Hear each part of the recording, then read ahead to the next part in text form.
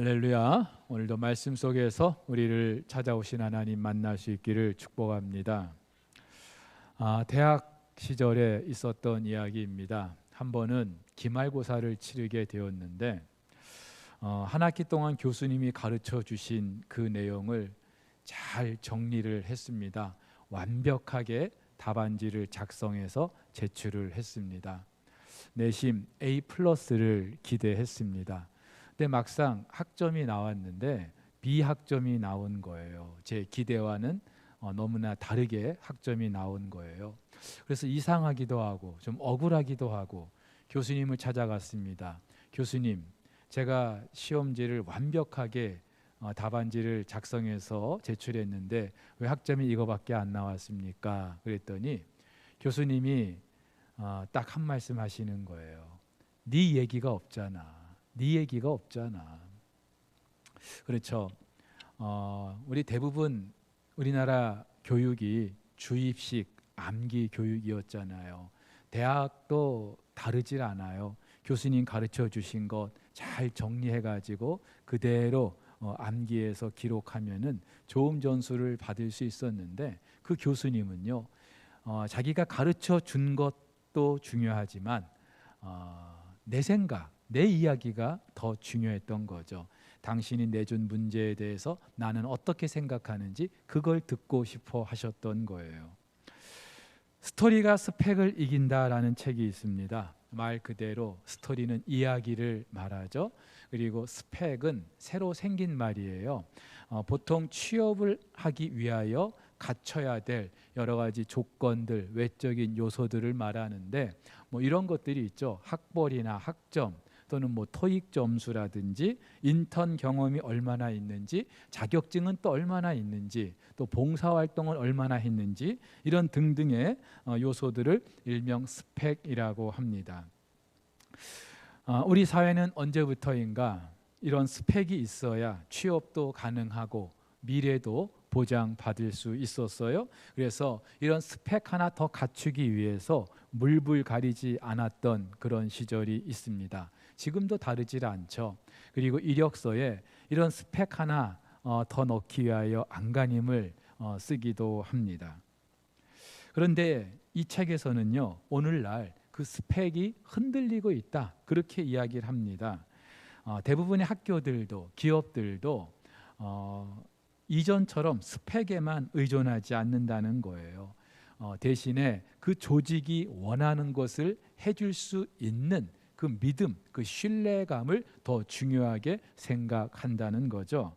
근데 그 신뢰감, 그 믿음은 단지 외적인 어떤 화려한 스펙이 아니라 자기만의 그 스토리에서 검증된다는 겁니다. 그래서 요즘은 대학 입시에서도 무조건 점수 또는 성적만 가지고 그 학생을 평가하지 않죠. 물론 가장 우선된 평가 기준이 되는 건 맞습니다만은 얼마 전부터 자기소개서라는 것을 수험생들이 기록하게 합니다. 그러면서 그 자기소개서를 통하여서 자기가 지원하는 그 학과 왜 관심이 있는지, 그것을 위해서 어떻게 준비해 왔는지, 그리고 앞으로 어떤 일들을 하고 싶은지 등 자기 이야기를 써 내려가게 하는 거예요. 스토리를 보는 거죠.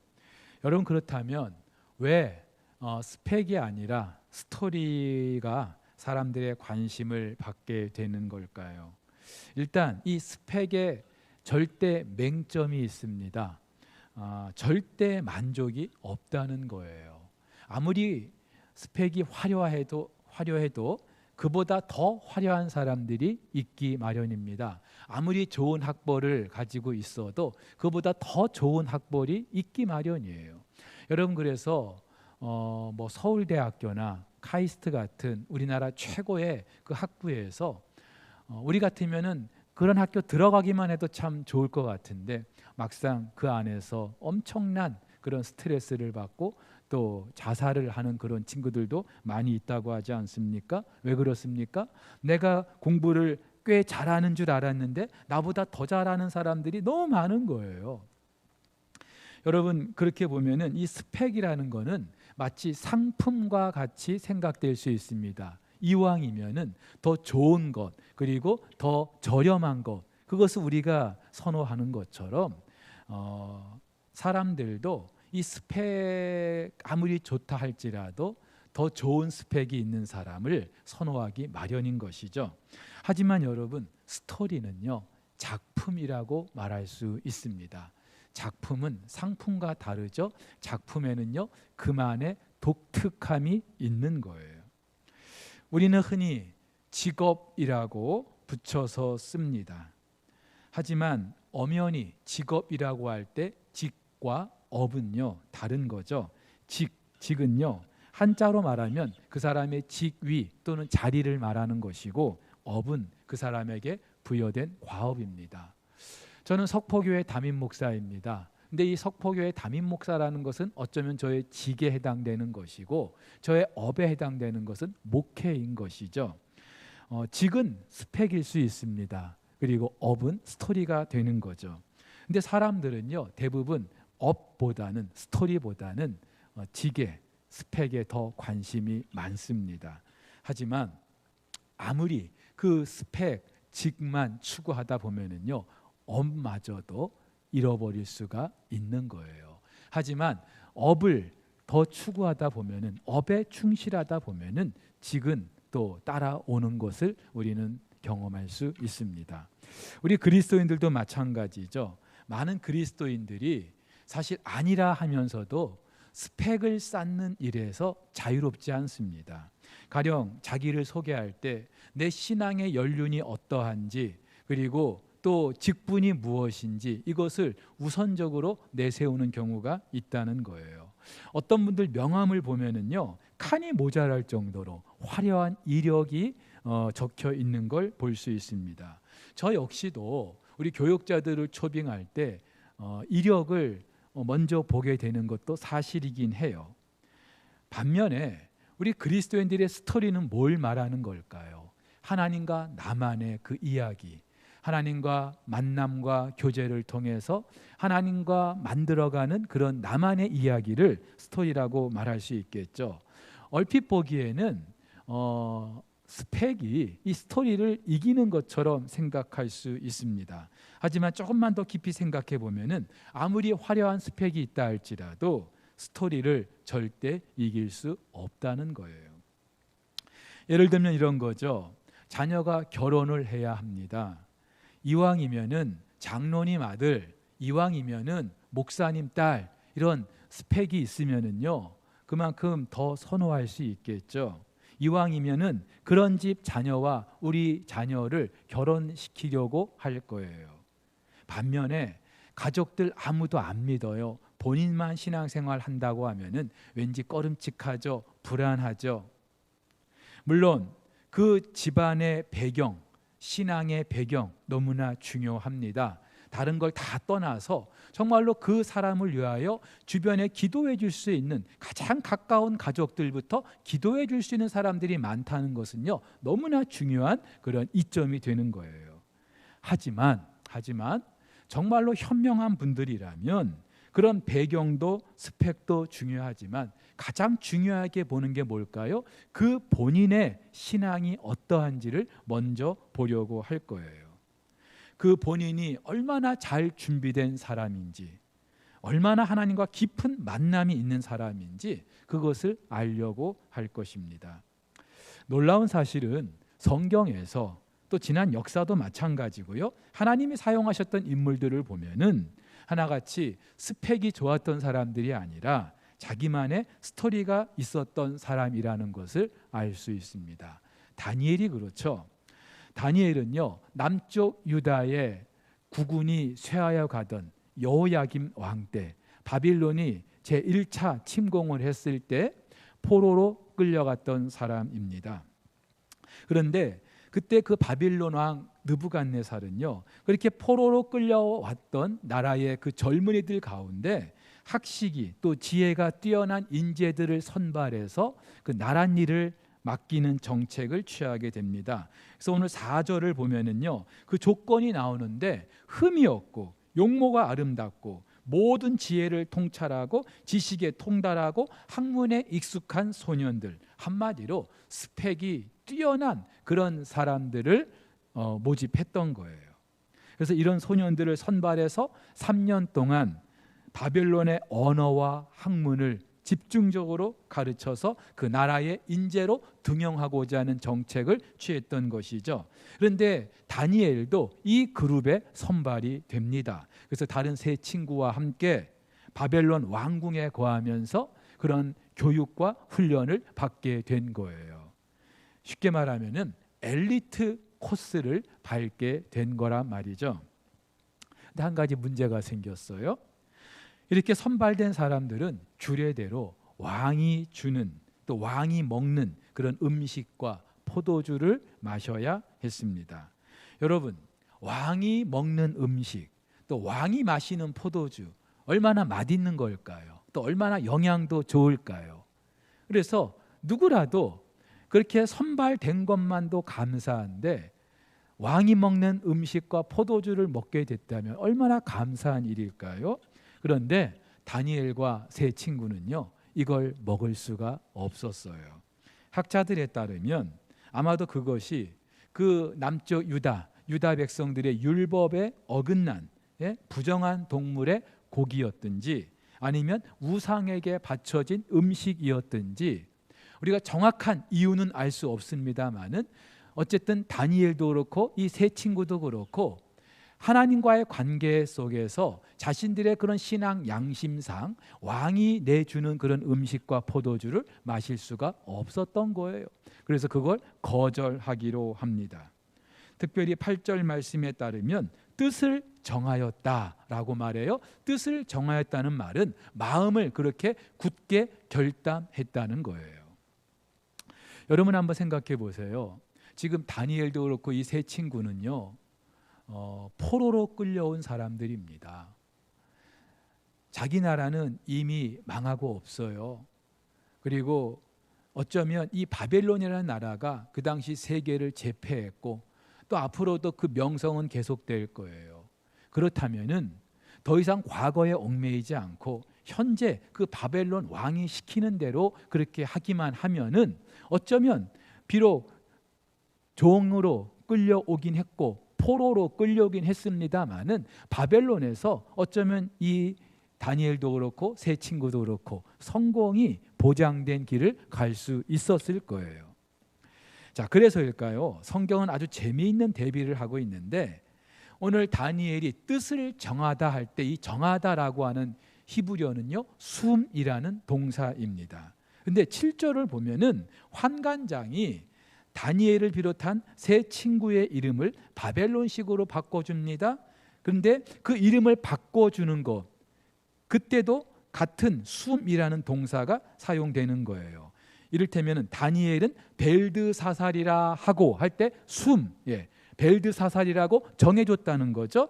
또 하냐냐는 사드락이라고 정해줬다. 이 숨이라는 동사가 똑같이 사용되고 있습니다. 여러분, 이 환관장은 왜 이 친구들의 이름을 바꿨던 걸까요? 마치 일제 그 강점기 당시에 일본이 우리나라 사람들 이름을 바꿨던 창씨 계명을 생각나게 합니다. 아마도 이 환관장, 이 유다에서 포로로 끌려온 이 친구들 나라를 이제 잃었잖아요. 그래서 그 이름부터 바꾸고 어쩌면 그 민족의 정체성 그것을 없애려고 했던 것 같습니다.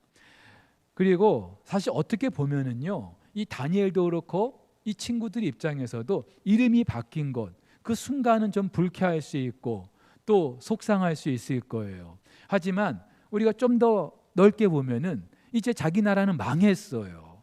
그리고 바벨론이 대세입니다. 그렇다면은 굳이 망한 나라 그 이름을 가지고 살아가는 것보다는 이 바벨론식 이름을 가지고 이 바벨론 안에서 성공을 꾀하고 앞으로 뭔가 일을 꾸미고자 하는 것이 더 유리할 수 있는 거예요. 자, 그런데 이때 다니엘은요, 뜻을 정하여 왕의 음식과 포도주를 마시지 않기로 합니다. 환관장은 이름을 정해줬어요. 그런데 다니엘은 마음을 정한 겁니다. 무슨 말이에요? 환관장은 어찌 보면은 스펙을 얹어주려고 한 거죠. 근데 다니엘은요, 스토리를 선택한 것입니다. 여러분, 왜 이 다니엘은 하나님과의 그 스토리를 더 중요하게 생각했던 걸까요? 하나님과의 관계를 더 우선적으로 생각했던 걸까요? 하나님 없는 스펙은 그야말로 신기루에 불과하기 때문이죠. 의미가 없는 거예요. 비록 자기들이 나라가 망하여서 이방 나라에 포로로 끌려오긴 했지만, 그러나 다니엘도 그렇고 이 세 친구들도 그렇고 분명히 믿고 신뢰하는 게 있었어요. 그들이 믿는 여호와 하나님은 이스라엘만의 하나님이 아니라 온 우주 만물의 하나님이라는 그 사실, 그리고 그 하나님이 역사의 주관자가 되시고 모든 인생의 생사화복을 주관하신다는 그 사실, 그렇기 때문에 바벨론식 이름을 가지고 바벨론의 스타일에 맞게 바벨론 사람들이 원하는 대로 그렇게 살아가면서 스펙을 쌓아가는 것이 더 중요한 게 아니라 하나님과의 그 관계 속에서 그들이 만들어내는 이야기를 더 중요하게 생각했다는 말이죠. 여러분, 롯이 그렇지 않습니까? 아브라함과 하여질 때 아브라함이 먼저 택하라고 하였을 때 요단들을 보니까 애굽 땅과 같았고 여호와의 동산과 같았다고 했어요. 당대 유목민들에게 있어서 더없이 좋은 그런 땅이었어요. 한마디로 탁월한 스펙을 갖게 된 거예요. 그런데 그 결과가 어떤지 우리는 잘 알고 있잖아요. 불과 유황으로 심판을 받지 않습니까? 여러분, 창세기 5장을 보면은 아담의 족보가 나와요. 근데 가인 계열을 보면은 그 스펙이 너무나 화려합니다. 누구는 가축을 치는 자의 조상이 됩니다. 누구는 악기를 다루는 그런 사람의 조상이 돼요. 또 누구는 철기와 청동으로 연장을 만드는 사람의 조상이 됩니다. 요즘식으로 하면은 아주 화려한 스펙을 갖춘 사람들인 거예요. 반면에 셋의 계열을 보면은 너무나 족보가 보잘것없습니다. 고작해야 누가 누구를 몇 세에 낳고 얼마를 살다가 언제 죽었더라, 낳고 살다가 죽었더라, 이게 전부예요. 자, 그런데 그 중에 우리 눈에 띄는 한 사람이 있어요. 에녹이라는 사람이죠. 에녹도 65세에 무두셀라를 낳았고 300년을 살다가 하나님의 부르심을 받았어요. 별로 자랑할 게 없어요. 근데 그래서 이런 에녹과 같은 이력서를 제출한다면은요, 써줄 사람이 별로 없을 거예요. 언제 낳고 언제 얼마를 살다가 언제 뭐 죽고 이런 이력서 무슨 의미가 있겠어요. 자, 그런데 에녹에게는 한 가지 특별한 게 있었죠. 300년 동안 하나님과 동행했다는 거예요. 한마디로 하나님과의 특별한 이야기가 있었다는 말이죠. 그 결과가 어떤지 우리는 잘 알고 있습니다. 요셉도 마찬가지죠. 그가 애굽에 노예로 끌려왔을 때만 해도 어쩌면 그의 인생은요, 더 이상 바랄 게 없었을 거예요. 그런데 소망이 없던 그에게 기회가 찾아오죠. 보디발의 아내가 유혹하는 거예요. 여러분, 이 상황 잘만 하면은 어쩌면 요셉이 그 보디발의 집에서 나름 출세할 수 있고 스펙을 갖출 수 있는 그런 기회가 될 수도 있었을 거예요. 하지만 요셉은요, 그것을 거절합니다. 아주 단호하게 거절하죠. 왜냐하면 요셉은요, 이미 하나님과의 특별한 스토리가 있었던 사람이기 때문에 그 스토리를 버려가면서까지 성공을 위한 스펙을 갖추고 싶지 않았기 때문입니다. 결과가 어떤지 우리는 잘 알고 있습니다. 다윗도 그랬어요. 여러분, 다윗이 사울의 뒤를 이어서 이스라엘의 왕이 된다는 것은요, 꿈도 꿀 수 없는 거였어요. 그가 공부를 많이 했거나 또 한나라 왕이 될 만한 그런 훈련을 받았거나 전혀 그런 게 아니었어요. 내놓을 만한 스펙이 하나도 없었어요. 심지어 그 아버지 2세조차, 형들조차 무시하고 외면했던 사람이 다윗이었어요. 하지만 다윗에게는 남다른 스토리가 있었어요. 그 아비의 양을 치는 과정에서 하나님과의 깊은 스토리가 있었던 거예요. 사랑하는 성도 여러분, 왜 성경의 이런 인물들은 남다른 스펙보다 하나님과의 그런 스토리를 더 중요하게 생각했던 걸까요? 말씀드렸어요. 하나님만이 우리 인생의 생사화복을 주관하시기 때문에, 하나님만이 우리 인생의 절대 주관자가 되시기 때문이죠. 한마디로 세상은 스펙을 더 중요하게 생각해요. 하지만 하나님은 그런 스펙이 아니라 하나님과의 관계 속에서 그 스토리가 얼마나 귀하고 아름다운지 그걸 보고자 하신다는 거죠. 그래서 사무엘을 통하여 사울의 뒤를 잇는 그 왕이 될 사람을 선택하게 하는 과정에서도 사무엘에게 말씀하시잖아요. 너희들은 외모를 볼지 모르겠지만 나는 중심을 본다. 그렇게 말씀하셨던 거예요. 사랑하는 성도 여러분, 스펙도 필요해요. 중요해요. 전혀 무시하란 말이 아니에요. 하지만 지금 오늘 말씀드리고자 하는 요점은요, 그 스펙보다도 더 중요하게 생각해야 될 것이 있다는 거예요.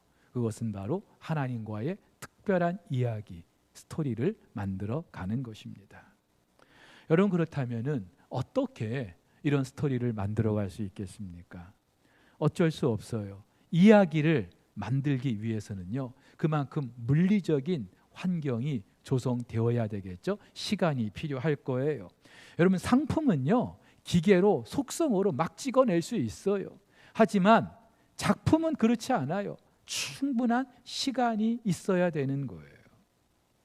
사랑하는 사람과 러브 스토리를 만들어 가는 것도 그렇죠. 어제 만났는데 오늘 결혼할 수 있어요.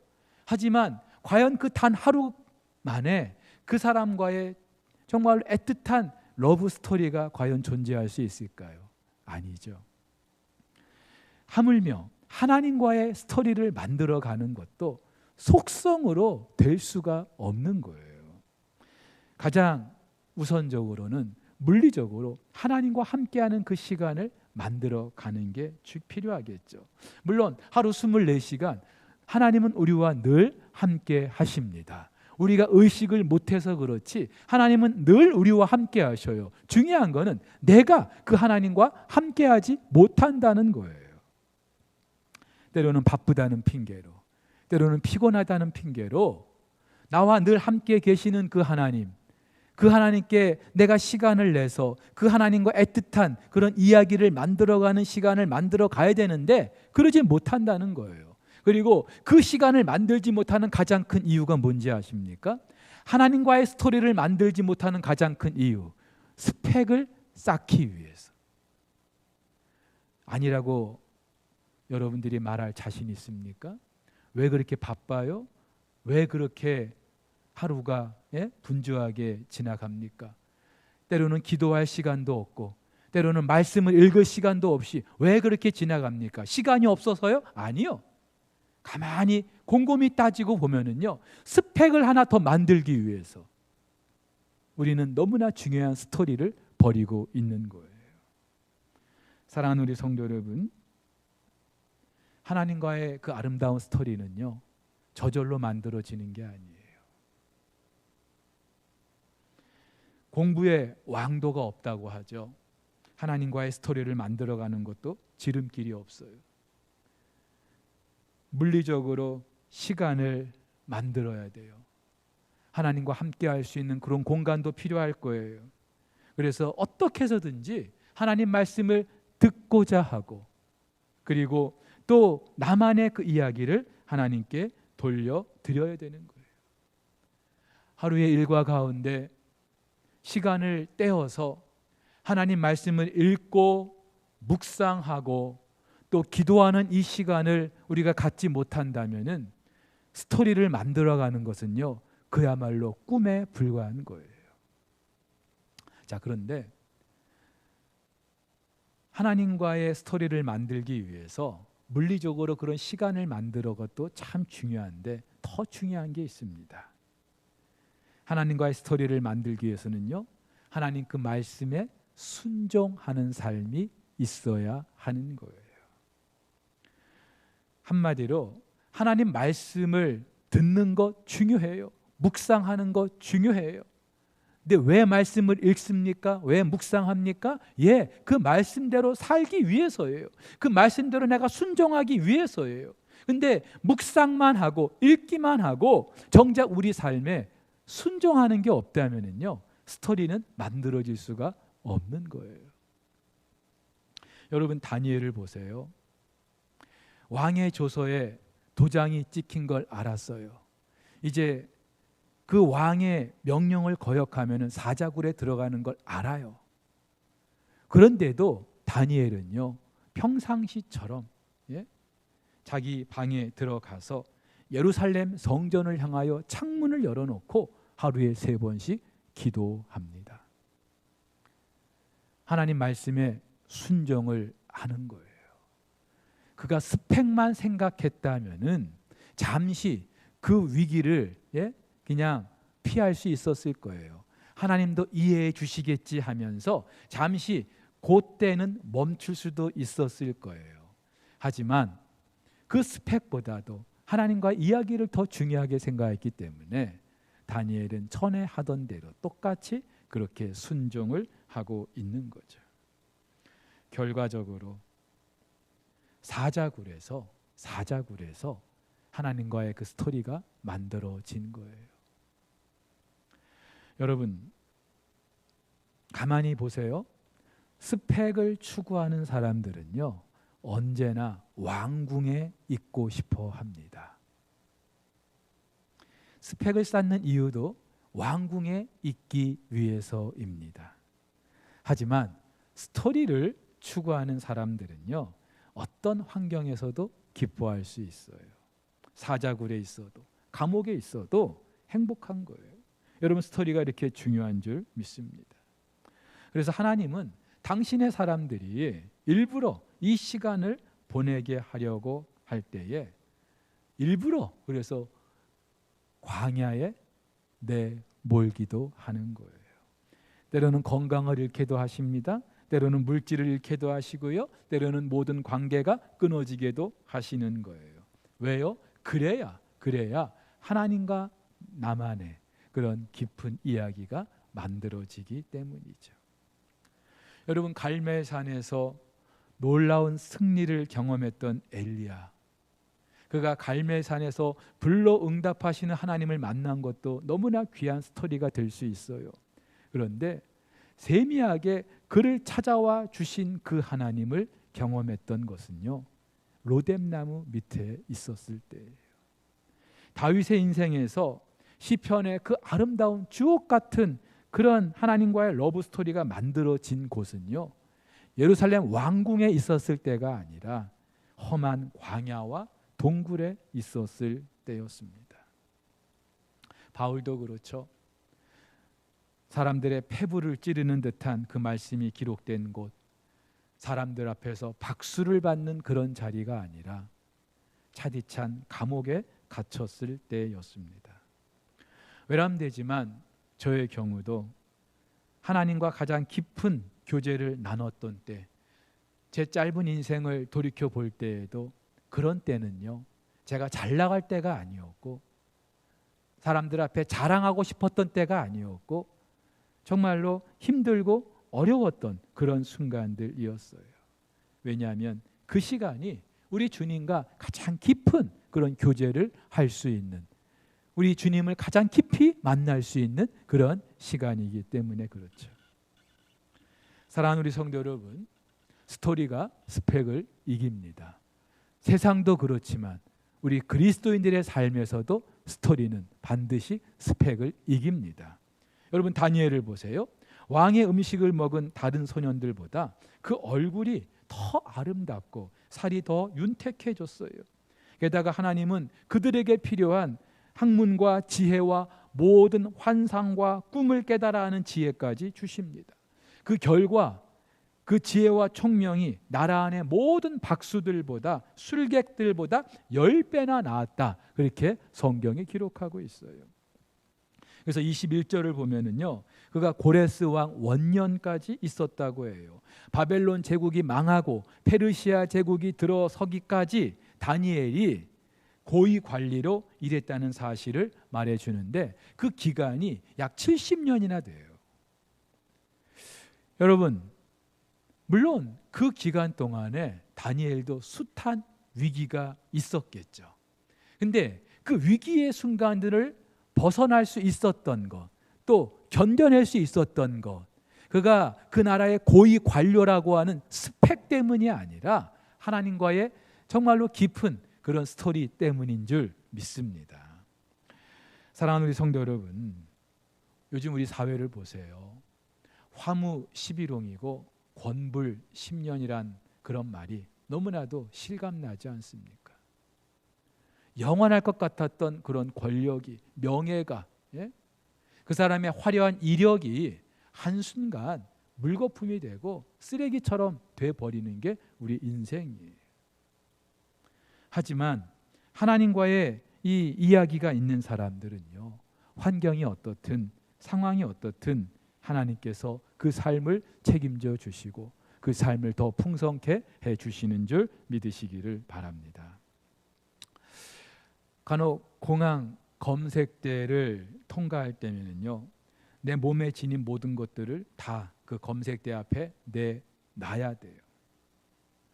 그리고 규정상 가지고 들어갈 수 없는 것들은 포기해야 됩니다. 여러분, 천국문 앞에서 하나님께서 우리들을 맞아 주실 때 이 땅에서 내가 얼마나 화려한 스펙을 쌓고 왔는지 그걸 귀하게 여기실까요? 절대로 그렇지 않으실 거예요. 대신에 이 땅에서 내 스펙이 어떻든 간에 하나님과 얼마나 정말로 깊은 그런 이야기를 만들어 왔는지 그걸 보고자 하실 거예요. 자, 그렇다면은 지금 우리가 유난히 힘든 때를 보내고 있습니다. 그래서 이 힘든 시기 스펙 하나 더 얹으면은 좀 남들보다 내가 낮게 살 수 있을까 싶어서 사람들이 이 와중에도 스펙을 쌓아가려고 할 수는 있겠어요. 하지만 여러분, 이 어려운 시기 하나님께서 저와 여러분들이 하나님과 더 깊은 이야기를 만들어 가고자 하시는 그런 이유로 주셨다고 생각하면은 오히려 좋은 기회가 되는 줄 믿습니다. 올 한 해 다른 그 어떤 계획도 우리가 세워야 되겠습니다마는, 그러나 힘든 이때에 절호의 기회인 줄 알고 정말로 내 지난 인생에서 한 번도 경험해보지 못했던, 만들어보지 못했던 하나님과의 그 아름다운 이야기를 만들어갈 수 있는 그런 한 해가 될 수 있기를 주의 이름으로 축복합니다.